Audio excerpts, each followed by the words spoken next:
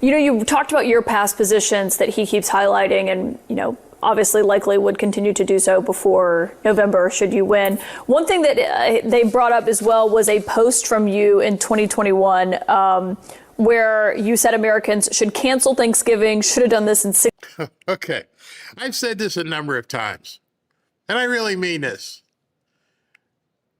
If we're finding this stuff out now that she's running for governor of Wisconsin, if she had all this was from, what did she say, 2020 or whatever, if anybody can look on X, you, me, SV, anybody in the chat, Roy Rage, anybody can look up her name and associate with her X account.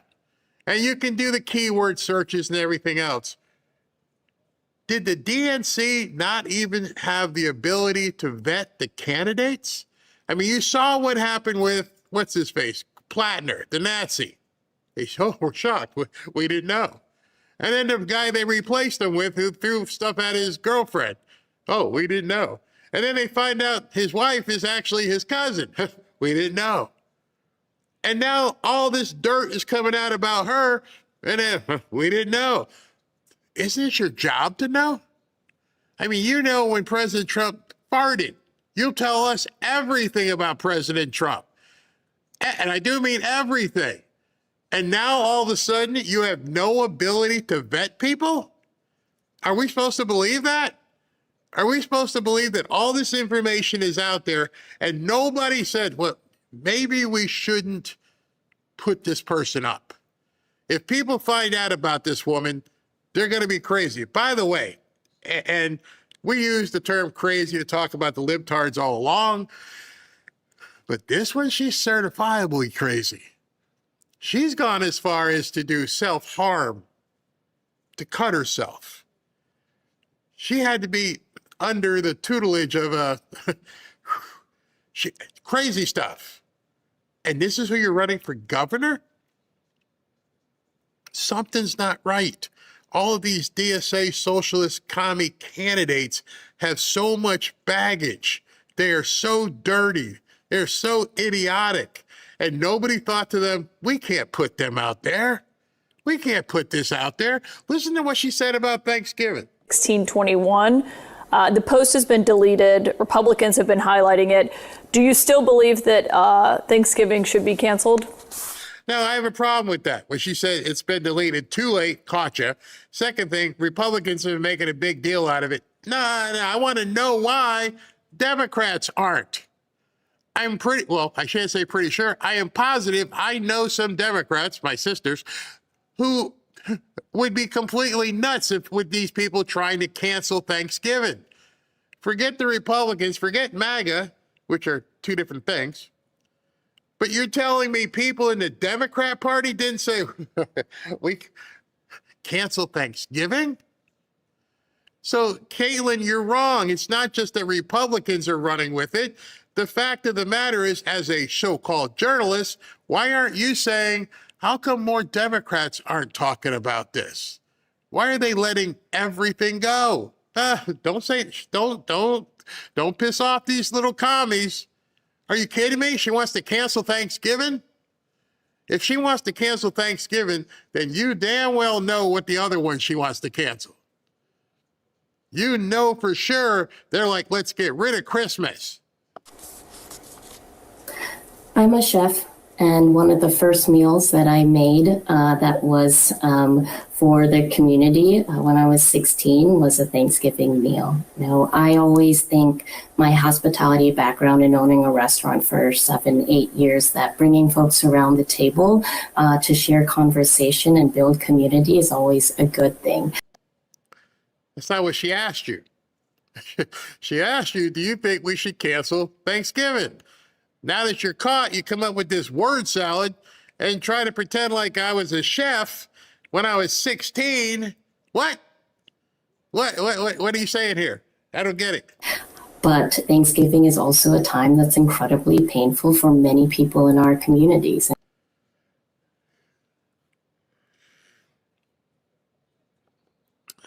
I've heard of loneliness at Thanksgiving. I've heard people, who lost a loved one can't get home to family, don't have a family. I understand that. But I'm pretty sure every single person who feels that kind of pain, of the loneliness, remembering what Thanksgiving past used to look like, I don't think any of them say, let's cancel this. I don't think a single one of those people would be, let's just not do this ever again. No. So if that's the case, and I firmly believe that, who the hell feels pain on Thanksgiving? I mean, let's be honest. Who are you talking about? I want to know these people who aren't the lonely hearts. Who feels pain at Thanksgiving, except if you eat too much turkey and get all kinds of tryptophan? And so I think there I wanted to make sure that people understood that there are multiple views, but views can evolve. And the position that I'm running for right now, and I think my background as a chef, will actually help me become a better governor that's able to bring more people to the table. I've never heard anything in my life where somebody says I'm qualified to be a governor of a state because I'm the chef of a failed restaurant. Okay. Jessica Hong, thank you for joining us. We hope to have you back on, depending on how things go next week in your primary. Thank you so much for having me, Caitlin. In the restaurant industry, when we're out of something, we say it's 86th. And I'd say it's about fucking time we 86 Trump. The entire state of Wisconsin, just like I said with the state of Maine, the entire state of Wisconsin, this is the only person you could find to be running as a governor. Someone as repulsive as this, who is borderline as repulsive as the Nazi. This is who you chose to be the governor of Wisconsin. Someone who wishes the current president of the United States to be dead. What in the hell is wrong with this Democrat Party? What the hell are you guys thinking?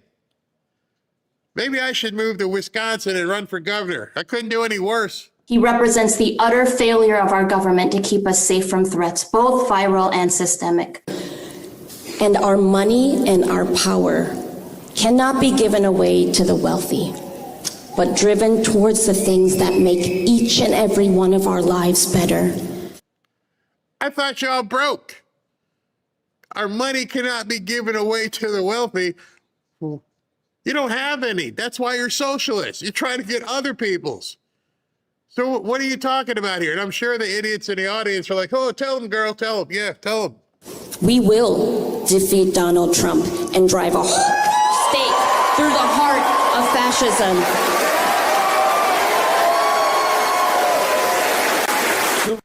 So I got a question for you, Miss Hong. What the hell does President Trump have to do with the state of Wisconsin? What does it have to do with the cheeseheads in Wisconsin? You're not being elected to go up against Donald Trump because you're not a presidential candidate. You're being a candidate for the governor of Wisconsin, meaning you got anything for the people of Wisconsin? Anything? I hate Trump. Trump should be dead. We're going to put a stake through the heart of Trump. Well, what about me? I live here in, Eau Claire or Madison or Green Bay. What are you doing for me? How is my life going to be better? Oh, that's right. You're going to put a stake in the heart of fascism and go after Trump. So you're telling me before you even get elected, you don't plan on spending, any time here in Wisconsin. And then if it's not as bad yet, it's about to get doubly worse. Now you're in Wisconsin. You're an American. It's bad enough what you've heard thus far. Now, listen to this. The reason why I brought up Michigan is because I think it was Michael Moore in 2016 who said, Michigan's not a swing state, and neither is Wisconsin. These are not swing states. They've been turned into swing states because they've left you behind. But we are going to bring back the working class to both Wisconsin and to Michigan. Okay, so that's Hassan Piker. And she brought him, the guy who says we deserved 9/11, we deserve it. And she brought him into, I don't know, the Midwest, into Wisconsin, to tell him and the people in the audience that we need to elect her. You know the whole thing about you're judged by the friends that you keep? And you brought in Hassan Piker? And you're telling me the people, the good people in Wisconsin, are looking at this and cheering? Remember what I said about football. Remember what I said, the clock just turned. And you think the good people who love the Green Bay Packers want to hear about Hassan Piker? The people who are going to be standing there saluting the flag at the University of Wisconsin football games, at the Green Bay Packers games, or the hundreds of thousands of people at these different collegiate games are going to want to get behind somebody who thinks President Trump should be dead and that we deserve 9/11. If that's the case, if she can win, we've already lost the country. It's over. If this kind of person can win in a place like Wisconsin, we don't have anything to look forward to. The die has been cast. If you, first of all, I can't believe she felt comfortable enough bringing Hassan Piker out there to campaign with her. I mean, I could have seen Bernie, maybe AOC, but this is who you tell the people of Wisconsin I'm aligned with? You put your right hand and go, yeah, this is my boy here. Wait till you see who else she went with. A Republican will never be elected in this state ever again once our movement is done. Medicare for all is electable. The two, could you gotten any worse? If somebody said, hey, can you design a way I would lose an election? What would be the way I could possibly lose an election? Well, bring out Hassan Piker and Ilhan Omar. Make those the two people. Hey, Ilhan, hey, make those the two people you bring out on a campaign speech. That's who she brought out. Wow. And so Francesca Hong isn't waiting for someone to tell her what is electable, because Francesca Hong is electable.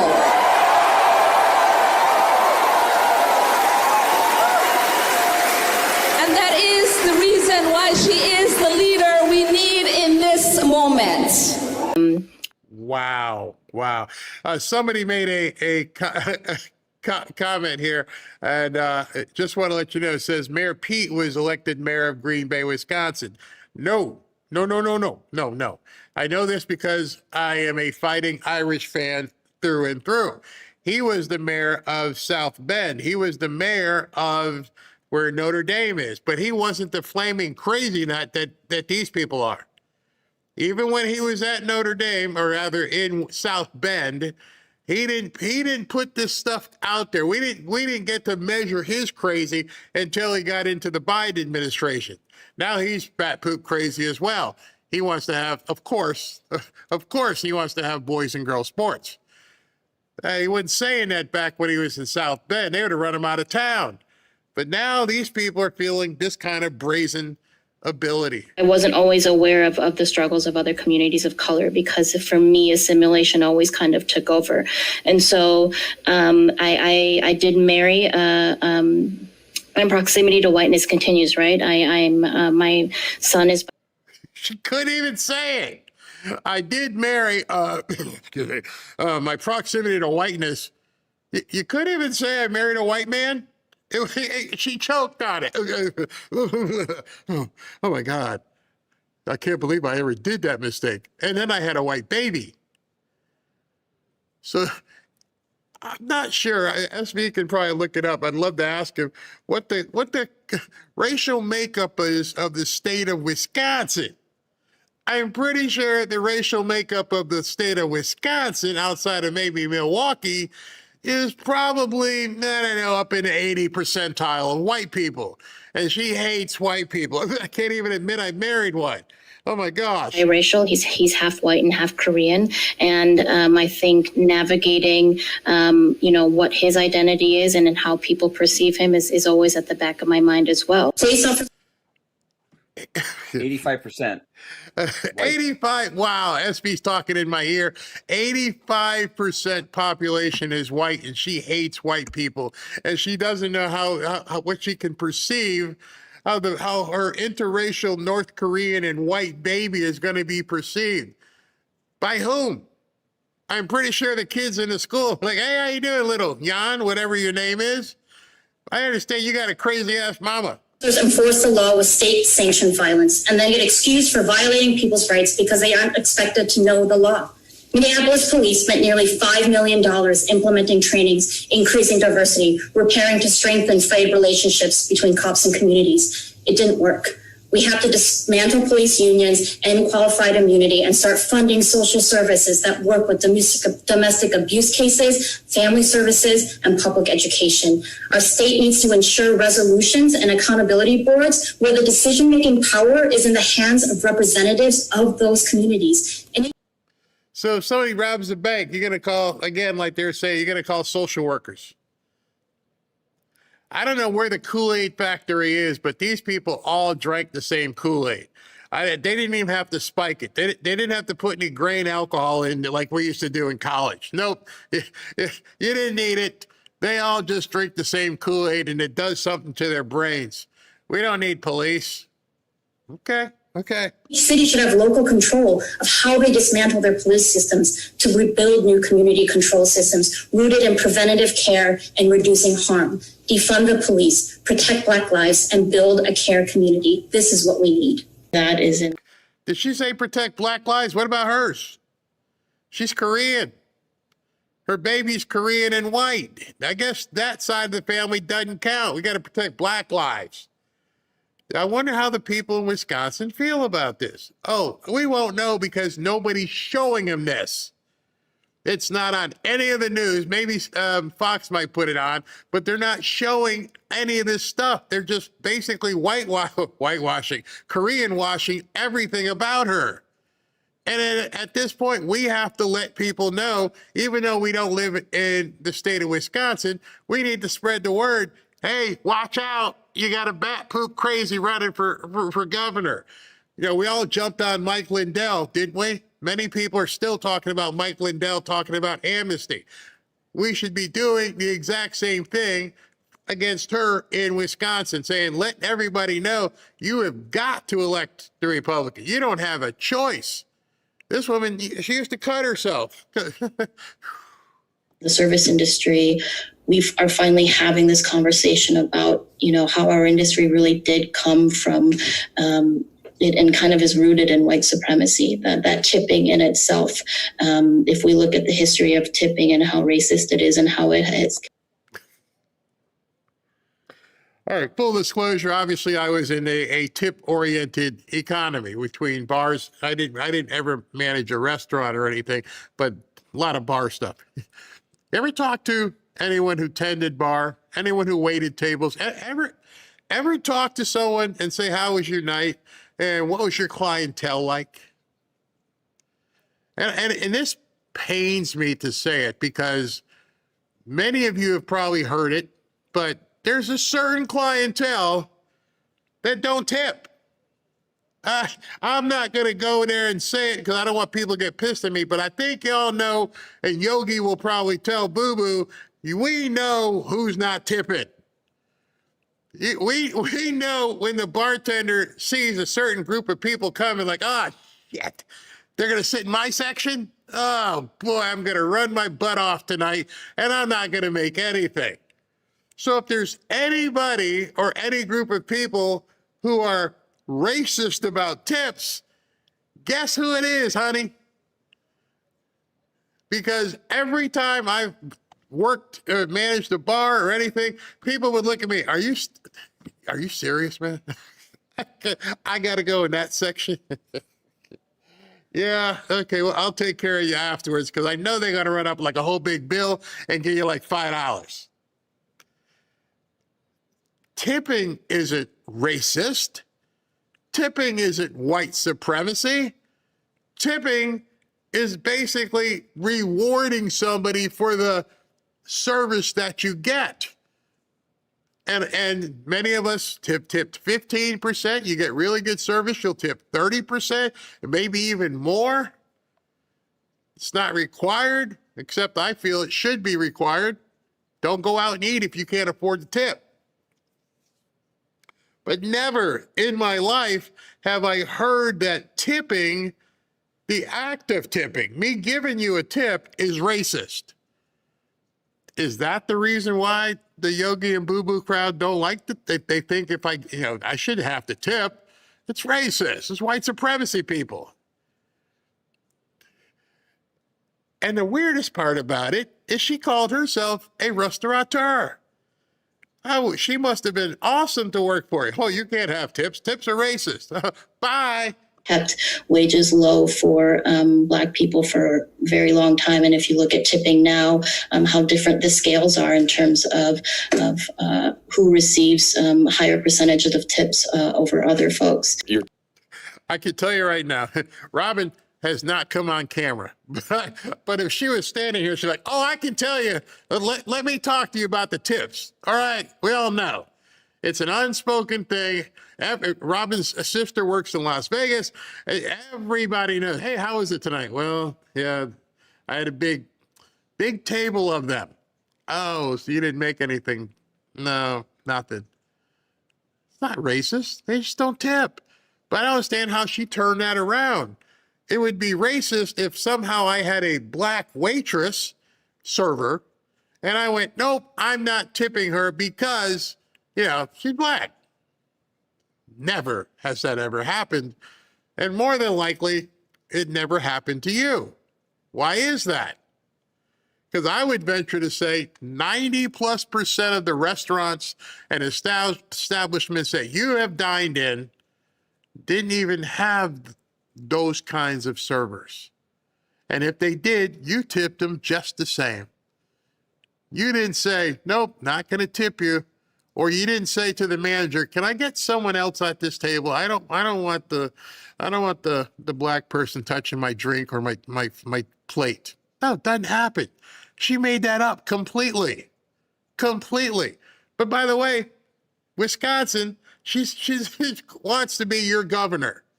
She's racist. She's socialist, borderline communist, and that's who, is running for governor in your state. Now, more importantly, well, not more importantly, but tonight with the Democrat, which, most of us is going to sit back and have some popcorn and see how the Democrats eat each other tonight, because I think Mike Rogers is going to beat the heck out of either one. But for those of you who have Democrat friends in in Michigan, where do you get a load of this guy? 2020 posts supporting defunding the police, quote, as a first step towards abolishing the police.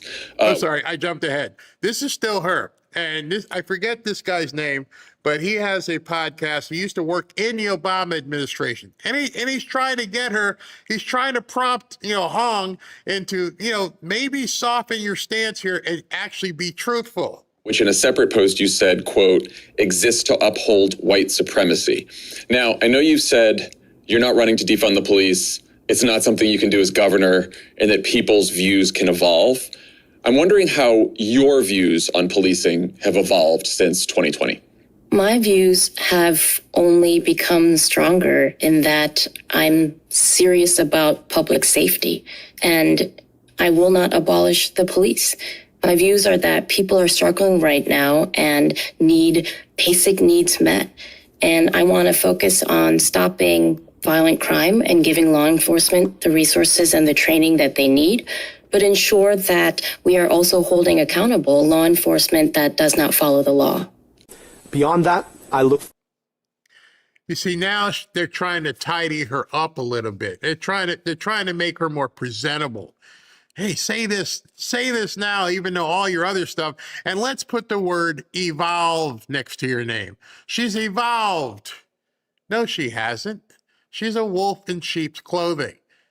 She does, you don't change that kind of basically attribute of your personality. You maybe learn how to put the toilet seat up and down after you get yelled at 1,000 times. Maybe that's evolved. I've evolved, honey. I put the toilet seat back down. But I hate all these people. You don't evolve hate. She still feels that way, and they're trying to package her right now. Now we'll go to Michigan. Forward to pushing forward legislation that would preempt localities from participating with ICE and using their local resources to do the same.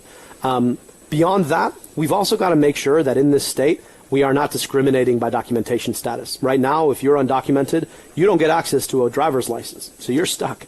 You don't get access to a lot of the basic things the state offers everybody else, and I think that's ridiculous. And so we've got to stop discriminating that way. Okay, so the guy running for senator in Michigan now says that doesn't matter what your status is, using the phony word undocumented, that you don't get the same stuff as everybody else. No shit, Sherlock, you're not supposed to. That's the whole idea. You don't get the same stuff as the rest of us Americans do. But now you're running for senator of Michigan. And you definitely want all these other people, the undocumented souls, to get the same thing as the rest of everybody. Founded on the removal of a whole people. Founded on the idea that we could compromise on whether or not people, as a function of the color of their skin, could be enslaved by other people. Founded under the idea that all people are created equal, all men, but that only meant certain men. Notice how he changed what he was saying there. It's almost like he caught his Muslim self. All people are created equal. I mean, all men are created equal. We don't want to go there with the women. No. That ain't us. Wow, that was interesting. A little Freudian slip, you ladies in Michigan. Understand where he was going. Now, the same thing as Hung was wrong with going out there with Hassan Piker and Ilhan Omar. Well, guess who else is palling around with Hassan Piker? Into these places, this is no excuse. We go into these places. I remember the days after October 7th. It was very few of us who were taking that stance. Like early days, like on October 7th, when we were like, yo, we can think about what will come next, because we've seen what's happened before, and we know it happens when like the president uses dehumanizing language, and even just to try to like steer people away from dehumanizing language. It's 6 of us. 7 out of 535, right? That's not easy. Like, it is choosing to be uncomfortable every single day. And that is our responsibility. It is, right? Don't get me wrong. I was right now. So they're talking about October 7th, and they're complaining because president was dehumanizing the Hamas and those people. Didn't even care what they did. That's not important. And that was Saeed sitting right next to Hassan Piker. Now, some of you guys probably, like I was, like, where did this guy Hassan Piker come from? How did Hassan Piker become a kingmaker in the socialist community? And that's a valid question, because he's a Twitch streamer that now he does, different streams, they're always worried about white supremacy. Well, they're okay with his supremacy. He hates everything that's not, basically Hamas. We deserve 9/11, and you're palling around this guy. Interesting. In our country, the vast majority of people of color are funded on government health insurance programs that do not reimburse at the same level as private health insurance. So we basically are saying that in our country, care provided for a black child, for example, is reimbursed at nearly half the rate as a white child. We're basically valuing that child's body. No. That's not true. You just immediately conflated 2 different things. You think that there aren't white children on Medicaid. You think that it's racist. It's only the black and people of color on Medicaid, and that the white kids are on private health insurance. But we need to make that equal too. But you know what they never talk about? They talk about making it equal, but they never talk about the quality of care. You see, right now, Robin and I, if we want to go someplace to see a certain doctor or whatever, oftentimes we'll just pay cash, don't even use the insurance, which is often cheaper than using insurance. And it's because we want to make sure that we have the best care available to us. And you may think to yourself, well, Barry, that's the same thing that he's talking about. No, it's not.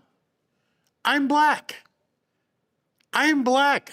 My health care and what I do, Robin's white, we choose. We have a freedom of choice of where we're going to.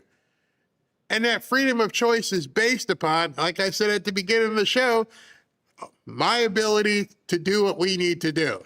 And I don't care if it sounds arrogant, because that's what I work for. But they notice how they turn everything.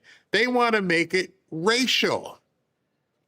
Without trying to make sure people understand the reason you're on this Medicaid and universal health care dream that you're on is because you're catering to a very, how can I say, portion of our society that is in a position where they're already getting it. But that's not what they want. When they say Medicare for all, the poor people are already getting Medicaid. They don't want you or me having a different option, sort of like school vouchers. You can all go to the same school. You can go to the public school. You can go to public high school. Some people are going to want to go to private school. They don't want you to be able to do that. I think it's very important that people understand what they're trying to do. They know their entire constituency, all the people who can't afford something, are already covered. And I don't think enough people understand it. Medicaid, you can't afford it, you got Medicaid. What the problem they're having is people like me, people like Robin, people like you possibly, who decide you want something better. And they don't want you to be able to make that choice. Everybody must be under this umbrella. You don't have any options. You're just like us. You can't do anything different than I do. You got to see the exact same doctors. You got to wait the same amount of time. It doesn't matter where you are, what you work for. We need to bring you into our group. And I think that more distinction needs to be put on that. Just imagine it from a car perspective. Some people might want to drive a Volkswagen. Some people might want to drive a Hyundai. Down here, people are driving around in Bentleys and Maseratis. No. Yeah, I know you can afford the Bentley, but everybody needs to drive a Hyundai. Why? Because it's not fair. That's what they mean. It's not racial. It's not fair. You shouldn't be able to drive the Bentley. There's no reason you need to be driving a Bentley. Everybody else is in this Hyundai. The government provided Hyundai. So we're going to make you stop driving the car that you like and get used to driving with, same as us, the Hyundai. And I don't think enough people realize that with Medicaid, it's already covered. The Section 8, it's already covered. When they say universal health care for all, what they mean is you can't have anything better, which is completely un-American, because if you can afford a Bentley, go ahead and buy a Bentley. If you want to go out to a $500 steak dinner, go ahead. I don't want to eat McDonald's tonight. I want to go have a $500 steak. That's racist. What do you mean it's racist? This is what I work for. Nope. Everybody's got to eat the chicken nuggets. And I think people need to see through this, because that's what the socialist thing is. It's not about the poor people. It's about bringing other people down. And that's insidious. Insidious. Differently. Medicare for All would sit there and say, no, not a program for low-income people and then another program for seniors. One program that guarantees and backstops everybody. See, that's what it is. He just said it. No, we don't want one for old people and one for poor. No, the same square box for everybody. Everybody gets into the same box. Nobody gets anything better, which is completely completely against the American mindset. Now, the challenge when your healthcare is not reimbursed at the same level is that you end up getting discriminated against at the point of care. Yes. And I've seen that with my own eyes. Yes. It is heart-wrenching. But if you have the security of Medicare in your back pocket, no matter who you are, the system doesn't discriminate against you because your body commands the same quality of care, the same reimbursement rate as anybody else. The question to you is, when did we start bending to cancel culture? When did we start saying that cancel culture was okay? Because clearly on your show, you have a number of people who you don't agree with, including me. And I think it's important for all of us who want to win votes, who want to build America, to go and talk to anyone, anywhere. And we only have limited time, so I don't want to cut you off. But I'm talking about someone standing with the #1 state sponsor of terror. I'm talking about condemning the worst attack on America. If you want to vote in a country where we consider this event brought us to our knees, I'm talking about speaking to moral clarity specifically about that. I'm happy to have you on to talk about the President of the United States any other time, but would you speak to what he said about, I just think it's, excuse me, it's important, will you speak to what he said about 9/11 and October the 7th? Well, it's important to talk about context. You don't want to talk. You put it right to them. Hey, listen, how can you be around somebody who says that, we got what we deserved? How can you possibly say that and expect to be running as a United States Senator? Crazy. Michigan, you got to do what you got to do. Get ready. These people are coming for you. They're going to be doing some crazy stuff, and you can hear them. It's amazing.